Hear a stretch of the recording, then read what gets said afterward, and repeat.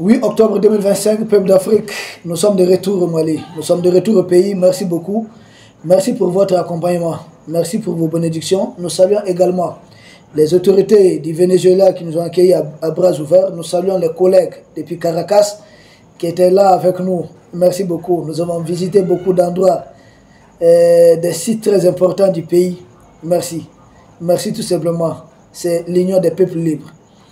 Peuple d'Afrique, sans plus tarder, durant notre séjour au Venezuela, depuis bien avant notre départ d'ailleurs, il y a eu des manifestations, il y a des choses qui se passent à Madagascar.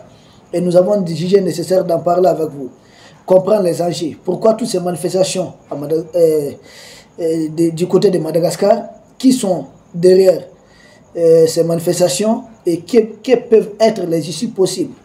Et surtout, c'est là que nous interpellons les peuples frères de Madagascar à plus de vigilance. Parce que dans cette histoire, il nous semble qu'il y a beaucoup de choses, beaucoup de manipulations aussi qui se passent. Parce que depuis le 19 septembre, il y a des manifestations géantes. Parce que vous n'êtes pas sans savoir pourquoi il y a des conseillers municipaux qui ont été arrêtés. Pourquoi ils ont été arrêtés? Ces deux conseillers municipaux appelaient à des manifestations pour dénoncer les délaissages, ce qu'on appelle coupures d'électricité et surtout d'eau. Et ces coupures-là ont lieu de façon régulière. Les autorités ont interpellé ces conseillers municipaux, donc qui ont été arrêtés. À la suite de cela, il y a des jeunes qui ont pris la rue, c'est-à-dire les partisans de ces conseillers municipaux, et plus des frustrés, certains qui sont en colère, qui ne sont pas manipulés, qui sont vraiment sincères dans leur démarche. Beaucoup de ces jeunes aussi sont agrippés à ces manifestations qui ont commencé. Mais ce qui est venu mettre le feu à la poudre surtout, c'est quand les syndicats rejoignent ces manifestations. On se demande pourquoi. Moi, je me souviens simplement qu'au Mali, en 1991, pour renverser le pouvoir du président Moussa Traoré, c'est des syndicats qui s'étaient mélangés aux jeunes à l'époque. C'est l'association des élèves étudiants du Mali, l'AIM, plus certains syndicats et autres, qui ont fait bloc, et c'est comme ça qu'ils ont pu renverser le pouvoir du général Moussa Traoré, et puis on nous a mis dans ce qu'ils ont appelé la démocratie. Je me souviens que dans la contestation pour faire partie du président Ibeka, on avait certains partis politiques, certains syndicats, certaines associations ONG qui sont mises ensemble pour faire partie du pouvoir du président Ibeka. Donc je vois à peu près le même cas de figure à Madagascar, où des syndicats rejoignent des jeunes manifestants pour essayer des coupures d'électricité qu'on a mis en avant. Mais sans surprise, dorénavant, les revendications, c'est quoi? On part du départ du chef de l'État. Or, le chef d'État a dissous le gouvernement. Il a dissous son gouvernement. Mais en lieu et place, ce n'est pas le gouvernement. Sinon, c'est un autre gouvernement qui doit être composé pour gérer les problèmes de coupure d'électricité. Mais en lieu et place, au lieu de demander maintenant des solutions possibles, on commence à demander le départ des chefs d'État, des chefs de l'État, le président Rajoelina lui-même en personne. Là, ça nous interpelle un peu. Ça nous interpelle parce qu'il y a eu des erreurs qui ont été commises, parce que des manifestations, il y a eu une répression, il y a eu plus de 22 morts et plus de 100 blessés. Nous prions pour le repos éternel des victimes. Mais c'est un peu pour planter les décors, ce qui se passe à Madagascar. Le gouvernement a été dissous le 29 septembre. Mais ça n'a pas cessé, les manifestations continuent. Nous, là où ça nous interpelle surtout, après toutes ces informations, c'est que les médias français ont décidé d'amplifier la communication autour de cette situation, voire même contribuer à mobiliser plus de citoyens dans la rue. Je me demande un problème entre malgaches. Les présidents, les jeunes, ils sont tous malgaches. Mais de quoi est-ce l'ancienne puissance coloniale se mêle? Et si nous savons que la jeune française a beaucoup d'intérêt sur place. Nous, ce qui nous interpelle un peu partout en Afrique, c'est quand nous voyons la jeune française pointer son nez dans les affaires africaines. Laisser les malgaches, c'est un grand peuple, régler son problème. Si c'est des malgaches qui ne veulent plus de leur présent ou autre, mais ils peuvent le faire, mais sans l'ingérence de la France.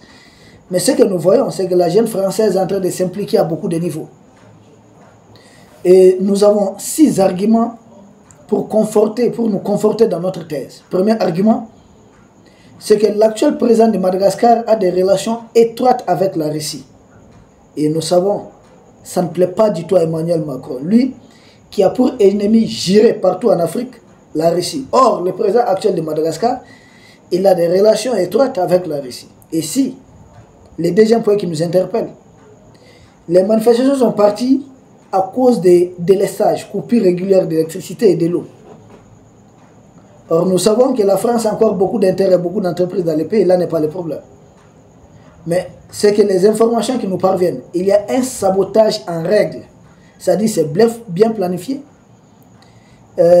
Société qui distribue l'électricité haute, il y a certains personnels ou des jets troubles dans cette histoire. C'est comme ils ont saboté les gazoducs Nord Stream. Vous vous souvenez de ça? La même chose. Donc il y a beaucoup de sabotage. C'est comme ici, les problèmes d'électricité au Mali, il y avait beaucoup de sabotage. Vu que nous avons trouvé une solution à la malienne, maintenant ils envoient des gens s'attaquer à des camions citernes. Tout ça pour essayer de provoquer le plus longtemps possible des délestages et espérer capitaliser sur des frustrations des populations. Mais notre population, notre peuple est averti, notre peuple est bien imprégné des enjeux. Nous savons qui est derrière. Donc au lieu de nous attaquer à nos propres autorités, nous comprenons qui est derrière les sabotages, derrière les manipulations. C'est un peu les mêmes cas de figure à Madagascar.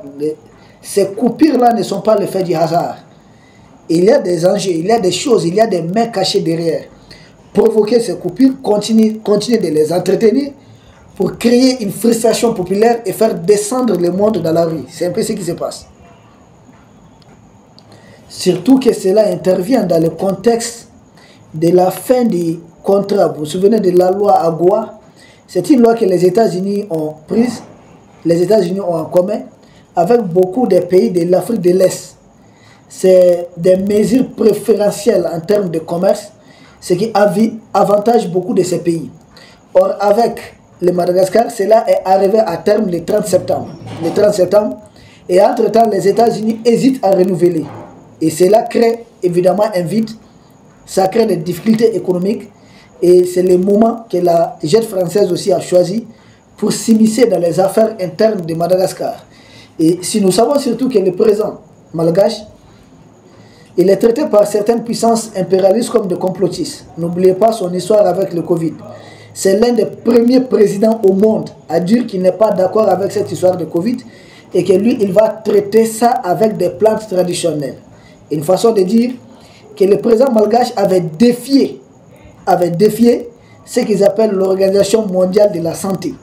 Il avait défié tous ces lobbies pharmaceutiques qui prennent des humains comme vraiment des simples cobayes qui doivent continuer à avaler toutes leurs pilules, tous leurs sérums. Donc lui, il est vu, le président malgache, il est vu comme du côté de ceux qu'ils appellent des complotistes. N'oubliez pas qu'il était avec le président haïtien Jovenel Moïse, père son nom, qui s'était aussi opposé à cette question de Covid. Et lui, résultat, il a été assassiné. Et le président malgache qui a défié, ils n'ont pas pu mettre la main sur lui. Ça arrive aussi, il faudrait prendre ça en compte. Et là, Paris, surtout Emmanuel Macron qui a la merci des lobbies, il n'a pas dit son dernier mot. Et l'oncle Sam, et aussi qui fonctionne à base des lobbies. Donald Trump même, c'est le puissant lobby des armes qui l'a mené au pouvoir, qu'on appelle NRA. Donc des pays gérés par les lobbies, leur démocratie, là, la finalité c'est des lobbies. Et là, ça fait beaucoup mal. Dans le contexte de Madagascar, il faut prendre ça en compte. Il y a un autre élément que nous intégrons à notre analyse. C'est quoi? C'est le fait que beaucoup de jeunes à la tête de ces manifestations sont des présidents des associations, des ONG qui ont longtemps bénéficié des subventions de financement de certaines ONG américaines, voire européennes. Or, ces jeunes-là, c'est des gens qu'on prépare. On dit, chaque association, chaque activité que vous organisez, apportez une liste de présence. Il y a 50 participants, il y a 100 participants. Vous avez pu toucher combien de personnes le jour que le pays impérialiste, la question veut vous mettre à mal. Tous ces jeunes-là seront motivés en fonction des personnes touchées par le passé par leur organisation. Et ça fait plus de monde dans la rue. N'oubliez pas, le coup d'État qui a été fait en Ukraine, ce qu'ils ont appelé la révolution place Maïdan. Et il y avait qui et qui derrière. C'est Elon Musk et Donald Trump qui font la révélation, que c'est l'USAID qui a financé ça en grande partie. C'est pas moi. Donc, ils ont pour habitude d'utiliser des ONG, des associations, pour financer des situations de coup d'État. En Ukraine aussi, il y avait des manifestations. C'est la même chose qui se passe à Madagascar aussi, des manifestations géantes. Et parmi ces jeunes, même les leaders sénégalistes, là, beaucoup sont très proches de Paris. Certains leaders qui essaient d'appeler à des manifestations, c'est des leaders qui ont des bonnes relations avec Paris ou même avec Washington. Et ça doit interpeller chaque Africain. Nous, en tout cas, ça nous interpelle. Et ça, si ça nous interpelle, nous avons le droit, nous continuons, nous allons l'exprimer et dénoncer, surtout prévenir les peuples frères de Madagascar, les peuples malgaches, de ne pas tomber dans certains pièges. Parce que finalité, ça va profiter à qui? J'ai jamais rencontré le président malgache, mais c'est l'Afrique. Il faudrait découvrir certains enjeux. À qui profitent les crimes? C'est la question qu'il faut se poser. Il y a beaucoup de mains cachées derrière ce qui se passe. Ce n'est pas fini. Autre chose qui nous a interpellés. Il y a un des conseillers municipaux est connu pour sa proximité avec certains cercles. Et surtout, un leader syndical aussi qui répond à peu près au même cas de figure. Je me demande que ces syndicats avoir à se retrouver dans cette histoire. Et il faut attendre, on a mis des jeunes devant, comme des chairs à canon. Nous appelons la jeunesse malgache à plus de présence. Notre conseil s'est proposé au peuple malgache de discuter. Vous devez vous asseoir, voici les présidents, voici les revendications des jeunes, des revendications nobles. Des revendications nobles. Mais il faut savoir raison garder. Ce qui compte, c'est de sauver le pays. La France a des dents revanchards contre le Madagascar. N'oubliez pas ce qui s'est passé dans les années 1946. Pourquoi d'ailleurs Jacques Rabimanagerra, lui, il a été condamné à mort, ensuite condamné à perpétuité et autres, qui a passé à peu près 9 ans en prison. Parce que les Malgaches étaient l'un des premiers peuples noirs à se soulever aussi en Afrique, je parle bien sûr en Afrique, contre l'occupation militaire de la France. Ils avaient même eu les déçus. Ils ont été trahis par d'autres Africains qui se faisaient appeler des tirailleurs. Ce sont eux qui ont aidé à mater cette insurrection, cette révolte, la révolution malgache. Donc ils sont revanchards contre ces peuples aussi. Une fois de plus, ils vont surfer sur certaines difficultés. Donc entre malgaches, il faut s'asseoir, il faut parler, il faut se dire les choses clairement. Quelles sont les solutions? Le gouvernement a été dissous, ok. Les jeunes à la tête des manifestations, combien on ne peut pas, ne peuvent pas être désignés pour rejoindre le gouvernement? S'ils veulent eux-mêmes, ils prennent le portefeuille de l'énergie pour essayer d'apporter la solution. Mais si vous renversez tout, qui va venir à la place du président Rajoelina? C'est quelqu'un que vous n'avez pas contrôlé. Et si avec ces derniers, la crise s'amplifie, qu'est-ce que vous allez faire? Mais c'est le risque de vous jeter en prison comme Ouattara fait aux Ivoiriens actuellement. Un homme venu, un homme contrôlé par la France quand il arrive au pouvoir, mais il a les droits de réprimer, d'exterminer, sans que les médias français en parlent. Il y a combien de pays aujourd'hui? Macky Sall, il a fait plus de 60 morts au Sénégal. Il n'a jamais été inquiété, il n'a jamais été jugé. Mais ce n'est pas, la France n'a pas dit à quelqu'un qu'il voudrait renverser Macky Sall. Il lui a accompagné doucement jusqu'à sa sortie. Ouattara, pour accéder au pouvoir, il y avait plus de 3000 morts. Mais il est présenté comme un grand démocrate. Faites beaucoup attention. Discutez avec les présidents. Les syndicats, là, vous pouvez prendre le portefeuille du ministère du Travail et on va voir. Les jeunes qui sont dans la rue, comme tout est parti des questions, moi, à la place du président Rajoelina, je vous appelle. Prenez le portefeuille du ministère de l'Énergie et aidez-moi à régler les problèmes. C'est le pays qui va gagner. Ce n'est pas la peine que les populations des mêmes pays se mettent à se déchirer, s'entre-déchirer et déchirer le pays. Donc nous appelons beaucoup à la prudence, surtout à la prudence. Surtout qu'il y a le loup qui est en train de lorgner tout autour là. La jeune française qui est tout autour, c'est ça qui nous interpelle. Faites beaucoup attention. Ces gens-là, beaucoup n'aiment pas les Africains. Ils ont une autre vision de l'Afrique. Les gens sont en colère, je comprends leur colère, mais il faut savoir raison garder. Il faut préserver l'essentiel souvent. Et l'essentiel, c'est le pays, c'est Madagascar. Donc c'est le pays qu'il faudrait voir, qu'il faudrait mettre en avant. Le président malgache, il a de très bonnes relations avec Moscou. Ça ne met pas du tout Emmanuel Macron à l'aise. Il veut régler ses comptes, il veut solder ses comptes. Et beaucoup de pays impérialistes en veulent au président malgache pour avoir déjoué leur histoire de Covid aussi.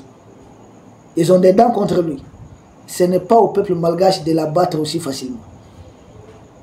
Oui, en tout cas, c'est notre conseil, c'est notre proposition. Nous appelons à des discussions, discuter et trouver des solutions pour votre pays.